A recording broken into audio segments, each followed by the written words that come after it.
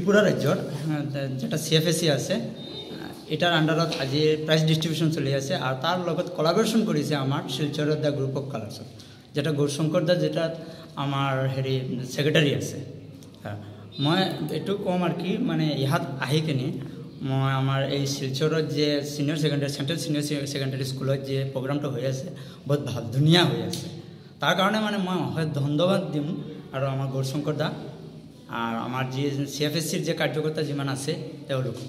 আর আমার লগত ইহাতে বহুত ভাল লাগিছে ইয়াত আইছোঁ আর আমার আর্ট এক্সিবিশন চলি আছে আমার লগত বহুত ডাঙর আর মানে মই কি কম আর কি আমি স্পীচলেস